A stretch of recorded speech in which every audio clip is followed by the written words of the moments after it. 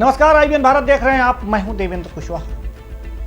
रोज की तरह जिस तरह से हम अखबारों को लेकर आपके सामने प्रस्तुत होते हैं, आज भी उसी तरह से 4 प्रमुख अखबारों को लेकर हम आपके सामने प्रस्तुत हैं।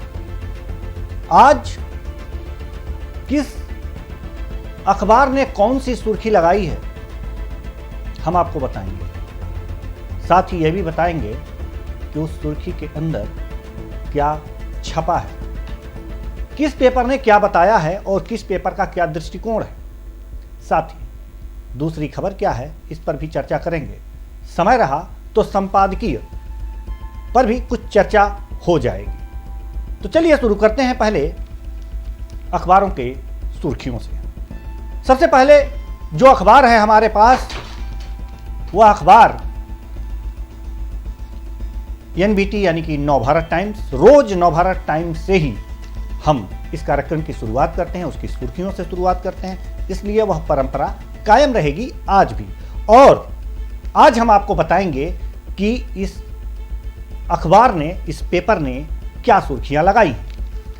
तो सबसे पहले हम आपको बता रहे हैं सुर्खियों के बारे में।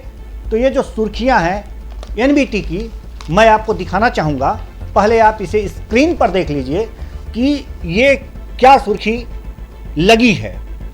बंगाल में 8 चरणों में वोट पड़ेंगे, इस पर ममता बनर्जी बिखर गई हैं। यानी कि बंगाल में 8 चरणों में वोट पड़ेंगे, बिफर गई ममता। कि ऐसा क्यों हो रहा है, क्यों बिफरी हैं, क्या हुआ है, कैसे हुआ है, ये सब आपको बताएंगे।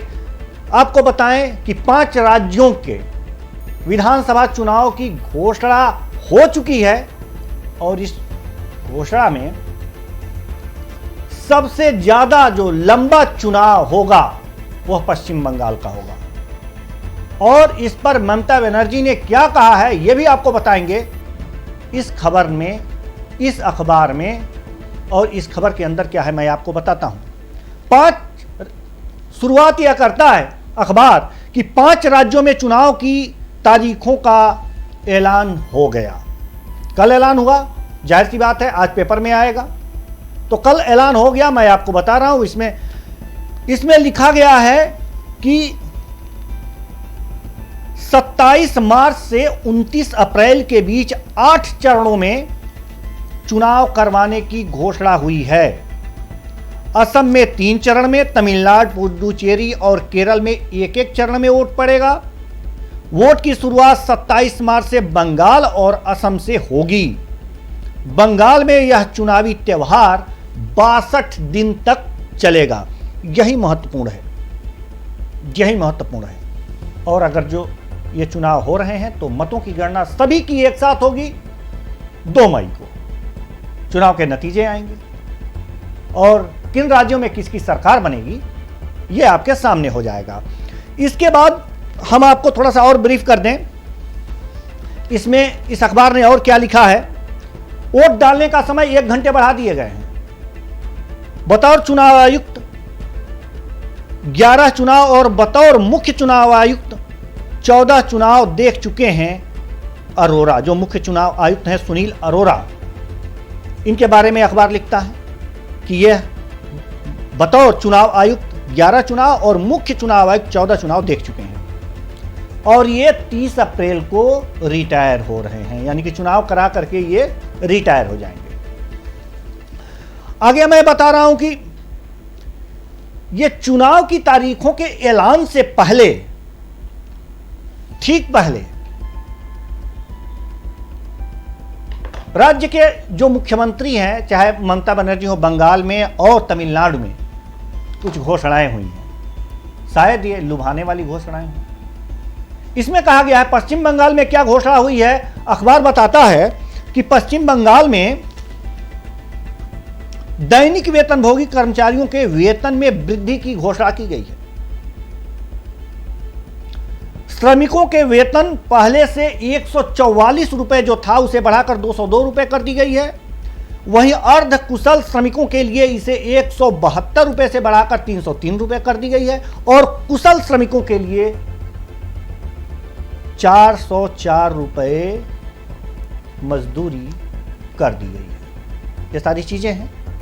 साथ ही अगर तमिलनाडु की बात करें तो एडापड्डी पलानीस्वामी ने राज्य के किसानों और स्वयं सहायता समूहों को बड़ी राहत दी है। यह चुनाव घोषणा से पहले की बात है। पलानीस्वामी ने ऐलान किया है कि सहकारी बैंकों द्वारा किसानों और गरीबों को दिए गए 6 कैटेगरी के गोल्ड लोन को माफ किया जाएगा। बढ़िया लॉलीपॉप, जिसका पुडुचेरी में पेट्रोल डीजल की बढ़ती कीमतों से राहत देने के लिए ईंधन पर वैट घटा दिया गया है। बहुत अच्छी खबर है। चुनाव से ही सही, कम से कम कुछ तो राहत मिलेगी। ये अच्छी खबर ये नवभारत टाइम्स ने छापा है।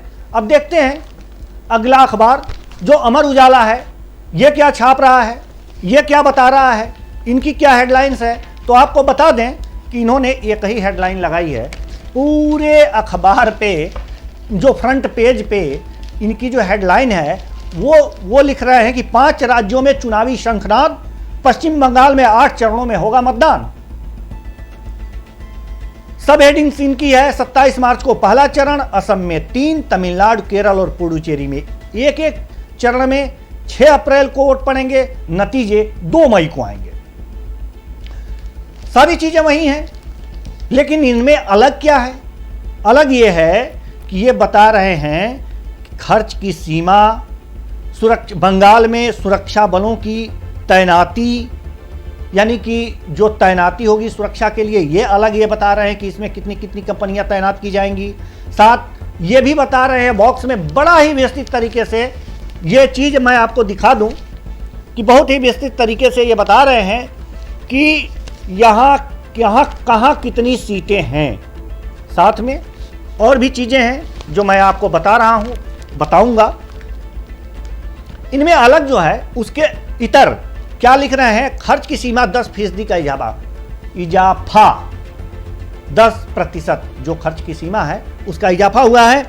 इस बार चुनावी खर्च की सीमा में 10% का इजाफा हुआ है। बंगाल, तमिलनाडु, केरल, असम में एक सीट पर उम्मीदवार के लिए खर्च की सीमा 30,80,000 रुपए होगी। 30,80,000 रुपए खर्च की सीमा एक सीट पर बताई गई है चुनाव आयोग के द्वारा। पुडुचेरी में खर्च की सीमा 22 लाख रुपए तय की गई है एक सीट पर। ये सारी चीजें हैं जो ये अखबार बता रहा है। बहुत ही महत्वपूर्ण चीजें हैं। इसी से अंकुश चुनाव आयोग लगाता है खर्च की सीमाओं को लेकर। लेकिन खर्च की सीमाएं किस तरह से बढ़ती हैं बेतहाशा, कहीं ना कहीं कमी रह जाती है, सही आकलन नहीं हो पाता और इसका लाभ उम्मीदवार लेते हैं। खैर, इसको किस तरह से लागू करेगी यह बात की बात है। लेकिन चुनाव में ऐसा होता है कि चुनाव में हिंसा होती है और हिंसा को कंट्रोल करना सरकार का काम होता है और उस वक्त सारी मशीनरी चुनाव आयोग के हाथ में होती है। ऐसे में सुरक्षा के लिए कहां किस राज्य में कितनी कंपनियां तैनात होंगी इसका ब्यौरा दिया है अमर उजाला ने।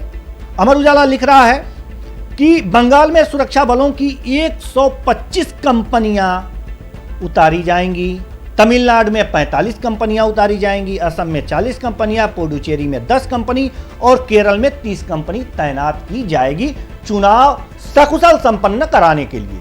साथ ही ये लिखता है कि पश्चिम बंगाल में बूथ कब्जाने की आशंकाओं को देखते हुए, वहां ज्यादा हिंसा होती है, राजनीतिक हत्याएं भी होती हैं पश्चिम बंगाल में, इन सभी को देखते हुए बूथों पर कब्जा हो जाता है।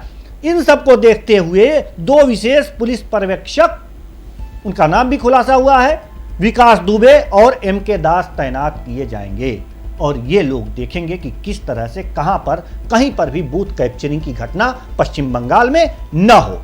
साथ ही अखबार ये लिखता है कि कहां कितनी सीटें हैं, हम भी आपको बता दें, आप भी जानते ही होंगे लेकिन फिर भी बताना मेरा फर्ज है, सुन लीजिए। तो पश्चिम बंगाल में 294 सीटें, कार्यकाल 30 मई 2021, मतदान 27 मार्च, 1, 6, 10, 17, 22, 26 और 29 अप्रैल, यानी कि 8 चरणों में यहां पर मतदान होगा। 27 मार्च से शुरू होगा और 29 अप्रैल तक मतदान चलेगा, 8 चरणों में। पश्चिम बंगाल का। असम में 126 सीटें हैं। कार्यकाल 31 मई 2021 को खत्म हो रहा है। मतदान होगा 27 मार्च, 1 और 6 अप्रैल को। साथ ही तमिलनाडु में 232 सीटों पर चुनाव होगा। मतदान 6 अप्रैल को, मात्र एक ही दिन होगा। केरल में 140 सीटें हैं, मतदान 6 अप्रैल को होगा। पुडुचेरी में 30 सीटें हैं और मतदान 6 अप्रैल को होगा। 8 जून 2021 को ये भी कार्यकाल इसका खत्म हो रहा है। लेकिन एक बात और है कि ममता बनर्जी जो 8 चरणों में पश्चिम बंगाल का चुनाव हो रहा है उससे खुश नहीं है। क्या कह रही हैं? अखबार लिखता है कि चुनाव आयोग ने भाजपा की सहूलियत को देखते हुए 8 चरणों में चुनाव का निर्णय किया है। केंद्र सरकार ने राज्य के चुनाव को प्रभावित किया है। ममता बनर्जी, सीएम पश्चिम बंगाल। भाई, एक बात यह है कि जब कई चरणों में चुनाव होंगे तो सुरक्षा की गारंटी भी उतनी होती है, क्योंकि एक साथ कई जगह चुनाव कराने से जो सुरक्षा बल है बंट जाते हैं, और जब ज्यादा दिनों में चुनाव होगा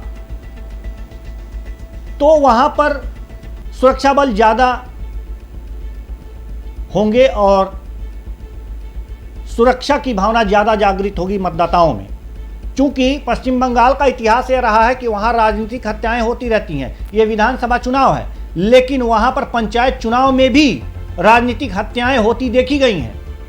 छोटी छोटी बात को लेकर के हत्याएं हो जाती हैं, राजनीतिक हत्याएं तेज होती हैं। ऐसे में 8 चरणों में चुनाव करा करके हमें लगता है कि चुनाव आयोग ने फैसला बहुत बढ़िया किया है, लेकिन ममता बनर्जी इससे रुष्ट हैं। अब इसके बीच क्या मामला है ये आप लोग खुद विचार करिएगा।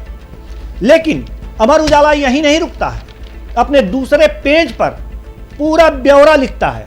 पश्चिम बंगाल बदलेगी सियासत या पुरानी धुरी पर घूमेगा पहिया, यानी कि भाजपा आएगी या तृणमूल कांग्रेस फिर सरकार बनाएगी। इस पे पूरा इन्होंने ब्यौरा दिया है विधानसभा। साथ ही अब ब्यौरा क्या दिया है ये आप सभी लोग जानते हैं कि क्या क्या वहां पे हो रहा है। लेकिन एक चीज इसने बहुत ही मार्के की बताई है। 2016 विधानसभा चुनाव के प्रतिशत को लेकर के एक बॉक्स बनाया है। मैं आपको दिखाना चाहूंगा, ये अगर जो दिख जाए आप लोगों को तो ये विधानसभा चुनाव 2016 है, और ये यहाँ पर ये बॉक्स जो है, यहाँ ये जो बॉक्स है आपको दिखाई दे रहा होगा। बहुत ही हमारे कैमरामैन बहुत चालाकी से उस पर फोकस कर रहे हैं। और इस बॉक्स में क्या है, अगर आपको सही से नहीं दिखाई दिया है तो मैं फिर आपको बता रहा हूं, और मैं ये कह रहा हूं कि इसमें हम बता रहे हैं आपको कि विधानसभा चुनाव में कितने प्रतिशत किस पार्टी को वोट मिले थे और किसने कितनी सीटें जीती थी। तो ये बॉक्स में दिया है। मैं आपको बता दूं कि टीएमसी 43.91% वोट पा करके इनके खाते में गया था 211 सीट। वामदल 19.75% इनको वोट मिले थे, और कुल सीटें इन्होंने जीती थी 26। 2016 की बात कर रहा हूं। कांग्रेस जैसे कि हर जगह पिछड़ रही है, 2016 में भी पिछड़ी थी, और इसको मिला था 12.25% वोट, और इन्होंने सीटें जीती थी 44।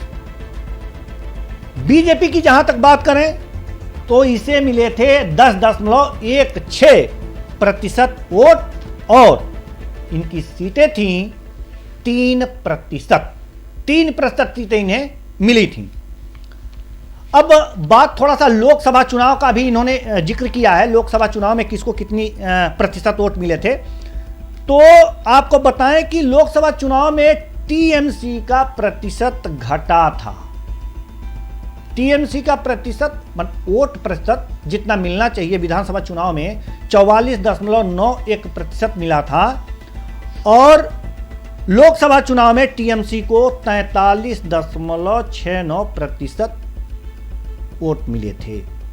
और आपको बताएं कि अगर इतना ही 2% के आसपास जो इनका 2 कुछ प्रतिशत के आसपास जो मत प्रतिशत घटा था, उससे इनको 12 सीटों का नुकसान हुआ था लोकसभा चुनाव में, और 22 सीटें ही जीत पाई थी टीएमसी। यानी कि इसका ग्राफ मैं आपको बता रहा हूं, यह ग्राफ बहुत ही टीएमसी को सोचने पर मजबूर करने वाला है कि अगर 2% आपके वोट कम होते हैं तो आपकी 12 सीटें कम हो जाती हैं।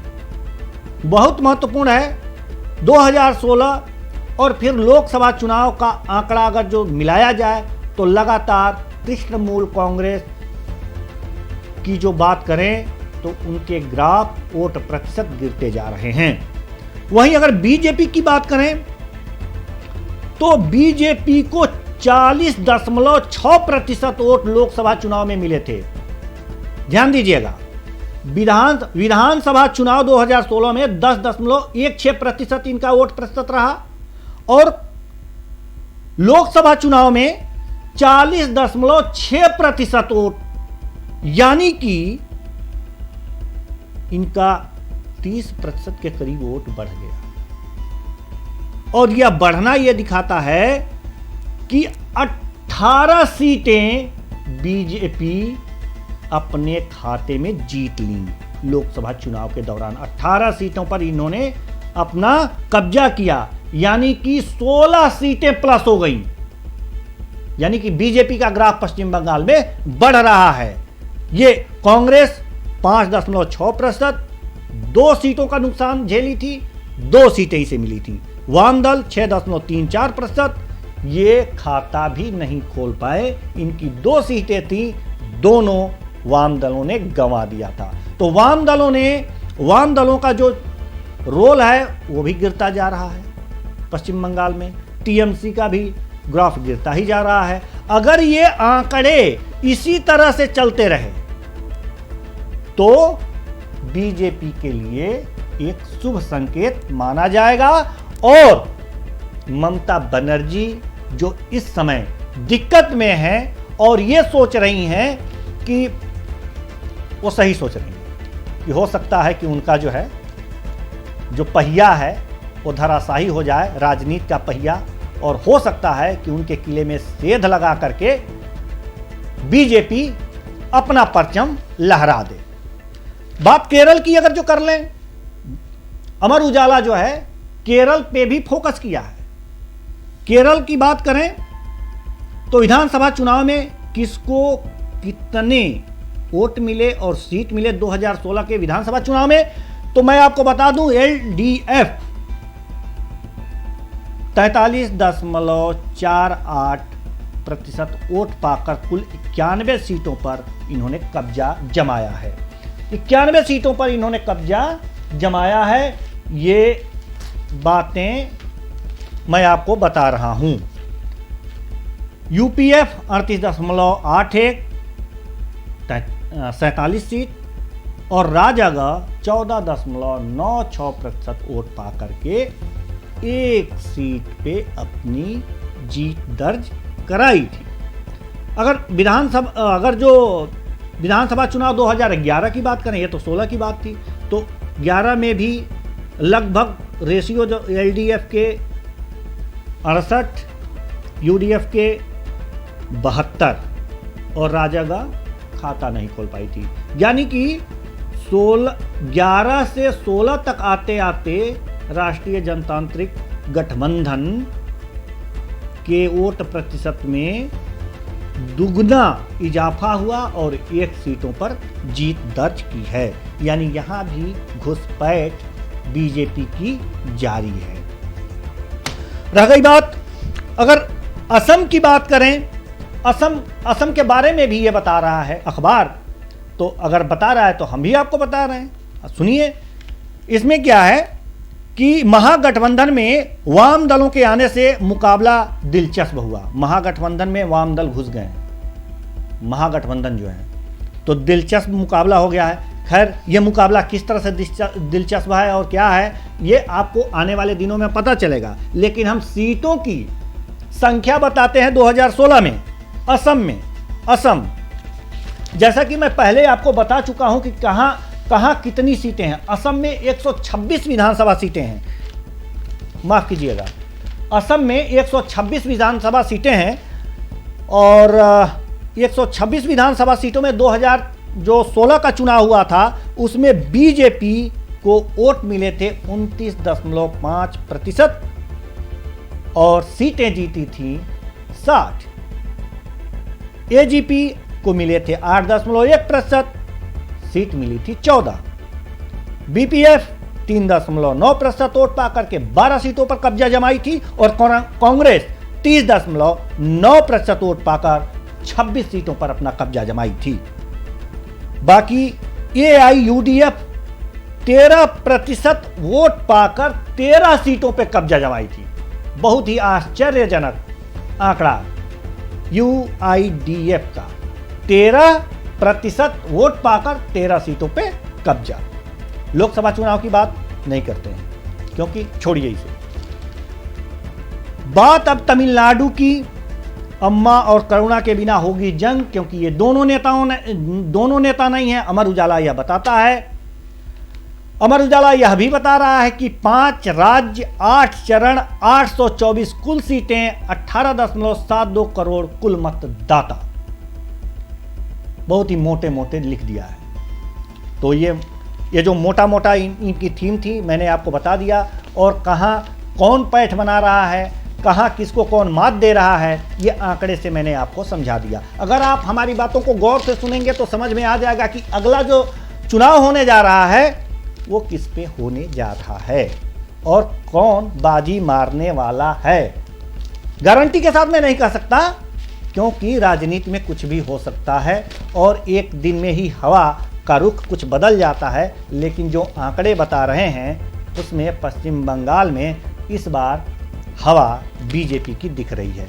आते हैं अब अगले अखबार। अभी हिंदुस्तान पे नहीं पहुंचे, हम आ गए। ध्यान दीजिएगा, हिंदुस्तान ने बहुत ही बड़ा 5 सूबों में सत्ता के लिए रणभेरी, बहुत ही मोटी हेडिंग। और निर्वाचन आयोग ने बंगाल, तमिलनाडु, असम, केरल, पुडुचेरी में चुनाव की तारीखें तय की, सब हेडिंग। इस तरह से इन्होंने कहा है, इन्होंने पूरे बॉक्स में यह बताया है, इन्होंने ये भी बताया है। देखिए इसमें क्या है ना कि अब इसमें कोरोना का जो प्रोटोकॉल है उसमें भी बहुत कुछ खास बातें बताई गई हैं और हेडिंग्स दे करके बताई गई हैं जो आपको भी जानना चाहिए। कोरोना प्रोटोकॉल इसमें लागू होगा। इसमें क्या है, चुनाव अधिकारियों को टीके लगेंगे, कोरोना दिशा निर्देशों का पालन होगा, मतदान का समय 1 घंटा बढ़ाएंगे, घर घर प्रचार में 5 लोग साथ होंगे। यानी कि जो हुजूम लेके लोग जाते थे, जो विधानसभा प्रत्याशी 5 लोग से अधिक ले जाएंगे तो वो कोरोना प्रोटोकॉल का उल्लंघन होगा और हो सकता है कि उनकी उम्मीदवारी निरस्त कर दी जाए अगर बात नहीं मानेंगे चुनाव आयोग की। तो बुजुर्गों के लिए क्या व्यवस्था है, यह हिंदुस्तान अखबार लिखता है कि बुजुर्ग जो 80 साल से ज्यादा उम्र के लोग, विकलांग लोगों, जरूरी सेवाओं में लगे लोगों और जिन लोगों की स्थानीय चुनाव अधिकारी पहचान करेंगे वह पोस्टल बैलेट से मतदान कर सकेंगे। कुछ खास बातें भी हिंदुस्तान अखबार बताता है। क्या बता रहा है, नामांकन प्रक्रिया और सिक्योरिटी मनी ऑनलाइन भी जमा हो सकती है। सिक्योरिटी मनी, हर जो उम्मीदवार अपना नामांकन पत्र दाखिल करता है तो उसके लिए एक सिक्योरिटी मनी जमानत राशि होती है, जमा करना होता है, उसे ऑनलाइन जमा करें। मतदान केंद्र ग्राउंड फ्लोर पर होंगे, पर्याप्त अर्धसैनिक बल तैनात होंगे। चुनाव के लिए टोल फ्री हेल्पलाइन नंबर 1950 जारी किया जाएगा। ऑनलाइन वोटर कार्ड निकाल सकेंगे। ये सारी चीज़ें इसमें हिंदुस्तान ने छापा है। बाकी और सारी चीज़ें वही हैं जो मैं पहले बता चुका हूं, अन्य पेपरों में छप चुके हैं। थोड़ा सा ये अंतर था, अंतर मैंने आपको बता दिया। आगे दैनिक जागरण की ओर बढ़ते हैं। दैनिक जागरण क्या लिखता है, पहले तो इन्होंने खूब विज्ञापन छापा है, लेकिन जो विज्ञापन के बाद जो इन्होंने निकाला है तो इनका जो फ्रंट पेज खोजते खोजते मैं आ गया। इनको पेज 3 नहीं कह सकते, ये फ्रंट पेज ही है, लेकिन अगर आगे तो खूब इन्होंने विज्ञापन छाप के अपना जो भी है आप लोग समझ ही गए होंगे। लेकिन इन्होंने जो लिखा है, 5 राज्यों में चुनाव की घोषणा, 2 मई को फैसला। बहुत ही हिट करने वाला हेडिंग। 5 राज्यों में चुनाव की घोषणा, 2 मई को फैसला। इन्होंने बॉक्स बनाया है क्या कि पश्चिम बंगाल, वोट की तारीख, कितने सीटें और बहुमत के लिए कितना चाहिए। बहुत ही सटीक, बहुत ही सटीक हम दिखाना चाहेंगे आपको। ये जो बॉक्स है ना, ये बॉक्स बता रहा है कि अब पूरी राजनीति दिखा रहा है हर राज्यों की, बस 5 लाइनों में आपको बताएं। ये जो हमारा ये यहाँ पर जो बॉक्स है, ये आप देखिए यहाँ पर ये जो बॉक्स है, इस पे जो है आपको बताएं कि इसमें बताया है, दैनिक जागरण है, क्या बताया है मैं आपको बता रहा हूँ, ध्यान दीजिएगा। पश्चिम बंगाल में 27 मार्च, 1 अप्रैल, 6 अप्रैल, 10 अप्रैल, 17, 22, 26 और 29 अप्रैल को 8 चरणों में मतदान होगा। सीटें बता रहा है कि 294 सीटें हैं और बहुमत के लिए 148 का आंकड़ा पार करना होगा। कौन पार करेगा, बीजेपी या टीएमसी? देखते हैं। तमिलनाडु में 6 अप्रैल को मतदान होगा, 234 सीटें हैं और बहुमत के लिए 118 सीटें किसी भी दल को पाना होगा। अगर 118 सीटें जीत लेती है तो उसकी सरकार बन जाएगी, या नहीं जीत पाती है तो मिलवा सरकार बनाएगी, खिचड़ी। असम में 27 मार्च, 1 अप्रैल और 6 अप्रैल को मतदान होगा। सीटें हैं 126 और बहुमत के लिए 64 सीटें किसी भी दल को पाना अनिवार्य है। दैनिक जागरण ये बता रहा है बॉक्स में। अगर जो 64 का आंकड़ा पार नहीं करेगा वो खिचड़ी सरकार बनाएगा। केरल 6 अप्रैल को चुनाव है, 140 सीटें हैं और 71 सीट जो जीत लेगा उसकी सरकार बन जाएगी। पुडुचेरी 6 अप्रैल को 30 सीटें हैं, 16 जीतना आवश्यक है बहुमत के लिए। बाकी सारी बातें वही हैं, दोबारा हमें कहने की जरूरत नहीं है। तो ये तो थी फ्रंट पेज की बातें। फ्रंट पेज की ये बातें हो गई क्योंकि बहुत लंबी गई, मेरा प्रवचन भी बहुत लंबा गया। आपको बताएं, लंबा इसलिए गया कि 5 राज्यों में चुनाव है और बहुत लंबा चुनाव है। तो और पश्चिम बंगाल में जो लंबाई है चुनाव की, मतलब ज़्यादा चरणों में है, उससे ममता बनर्जी घबरा गई। तो आप हमारी बातों से न घबराइए, उन ममता बनर्जी को ही घबराने दीजिए। आइए दूसरी खबर पे ध्यान देते हैं। एनबीटी का जो दूसरी खबर है वो क्या है कि प्रतापगढ़ में, उत्तर प्रदेश से ये खबर है, प्रयागराज प्रतापगढ़ में 6 लोगों की मौत, जहरीली शराब पीने का शक। जहरीली शराब पीने का शक। उत्तर प्रदेश में अब पंचायत चुनाव है। पंचायत चुनाव में क्या होता है सभी लोग जानते हैं। साम दाम दंड भेद अपनाए जाते हैं, दौर चलता है, मदिरा का दौर चलता है, और ऐसे मदिरा का दौर चलता है जो सस्ता भी पड़े प्रत्याशी को, और इसी सस्ते के एवज में कई लोग अपनी जान गंवा देते हैं। तो शुरुआत हो चुकी है, यह कह सकते हैं। पेपर बता रहा है कि प्रतापगढ़ जिले में पूर्व प्रधान सहित 6 लोग संदिग्ध हालत में मौत हो गई, जबकि 2 लोगों की हालत गंभीर बनी हुई है। और शक ये जा रहा है कि ये लोग जहरीली शराब का सेवन किए थे। जांच चल रही है, देखा जाए निकल करके क्या आता है। और महत्वपूर्ण ये बात है, मैं पंचायत चुनाव के बारे में इसलिए कह रहा हूं क्योंकि ये पूर्व प्रधान सहित 6 लोगों की संदिग्ध मौत हुई है। पूर्व प्रधान आजमाइश तो कर ही रहे होंगे, शुरू कर दिए होंगे, हो सकता है किसी में गए।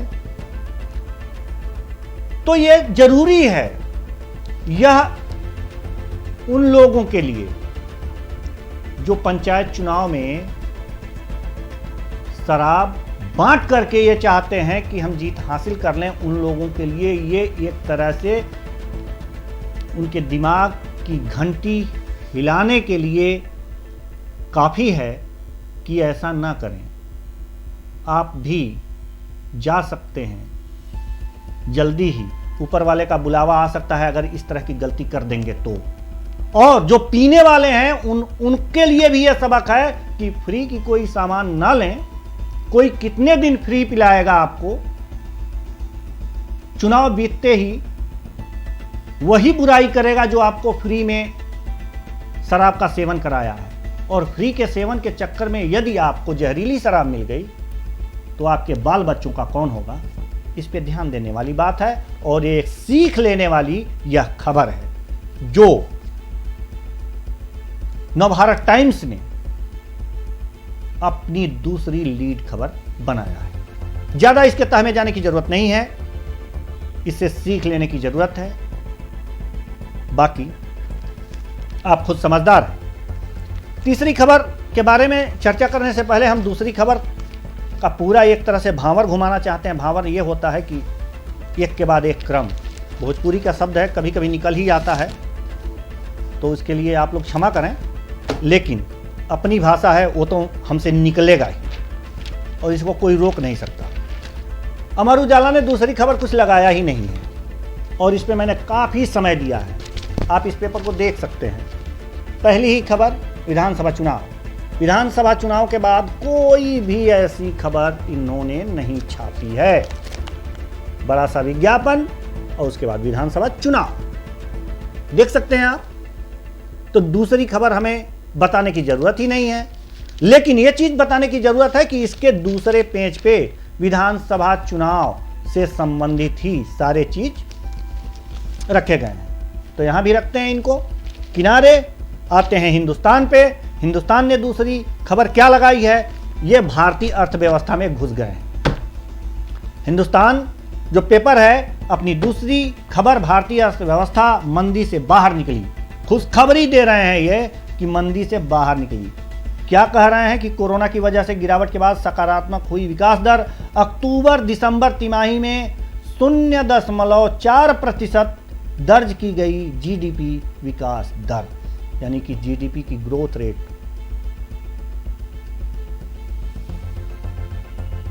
से ये खुशखबरी आपको सुना रहे हैं, तो अच्छी बात है। हमारी अर्थव्यवस्था आगे बढ़े, ये बहुत अच्छी बात है। आगे आते हैं दैनिक जागरण पे। इन्होंने दूसरी खबर क्या लगाई है? दूसरी खबर, बस पहली और दूसरी खबर इनकी भी है, बाकी आप समझ ही सकते हैं क्या है। लेकिन इन्होंने जो स्थान दिया है, फर्जी बीएड डिग्री वाले अध्यापकों को झटका। फर्जी वालों को तो वैसे ही झटका मिलना चाहिए, फर्जी होना ही नहीं चाहिए। तो फर्जी वालों को झटका क्या, उसको तो झटके से जेल में डालना चाहिए। लेकिन इलाहाबाद हाईकोर्ट की खंडपीठ के अहम फैसले में फर्जी बीएड डिग्री लाकर शिक्षक बनने वालों को तगड़ा झटका लगा है। कोर्ट ने वर्ष 2005 में BR अम्बेडकर विश्वविद्यालय आगरा की बीएड की फर्जी डिग्री के आधार पर प्राथमिक विद्यालयों में नियुक्त हजारों सहायक अध्यापकों की नियुक्ति रद्द कर बर्खास्त करने के आदेश पर हस्तक्षेप करने से इनकार कर दिया है। सही बात। क्यों सुप्रीम कोर्ट इस मामले में, हाई कोर्ट इस मामले में पड़े? क्यों पड़े? आप एक तो फर्जी करोगे, उसके बाद न्यायालय की शरण लोगे। अगर आपको बर्खास्त कर दिया गया है तो अभी इतना कम है कि आपको जेल में नहीं डाला गया, आप लोगों को जेल में डाल देना चाहिए।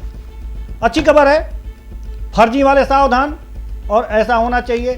साफ सुथरा काम करिए, मेहनत से पढ़िए, अच्छे अंक लाइए, नौकरी पाइए, ऐश करिए। फर्जी करेंगे जेल जाएंगे। दैनिक जागरण की ये दूसरी खबर है। बाकी और हमारे पास जो खबरें हैं, क्योंकि हमारे कैमरामैन संदीप जी भी बहुत पेपरों पे ध्यान देते हैं, आज ध्यान नहीं दिए हैं, तो मैं आपको बताऊं कि नवभारत टाइम्स अपनी तीसरी खबर कोरोना को लेकर के बनाया है फ्रंट पेज की, और इसने लिखा है कि केरल महाराष्ट्र से आने वालों की होगी जांच, हफ्ते भर का आइसोलेशन जरूरी। हालांकि ये कह सकते हैं कि ये कल से ही खबर चल रही है समाचार पत्रों में, वही चीज़ यहाँ भी है, लेकिन इन्होंने कोरोना काउंट दिया है। लखनऊ में संक्रमित हुए 13, यूपी में 121, देश में 16,577। ठीक हुए 13, यूपी में 114 और देश में 12,179। कोरोना काउंट, और इसी कोरोना काउंट के साथ हमें भी इजाज़त दीजिए। और फिर मैं वादा करता हूं कि रोज की भांति कल भी इन 4 अखबारों को लेकर के आएंगे और इनकी सुर्खियों के बारे में, दूसरी प्रमुख खबरों के बारे में, जरूरत पड़ी तो तीसरी प्रमुख खबरों के बारे में साफ साफ बताएंगे कि अखबार ने क्या लिखा है और क्या बताने की कोशिश की है। जैसे आज बताया हूं, कल भी बताऊंगा। तो तब तक के लिए मुझे दीजिए इजाजत। नमस्कार।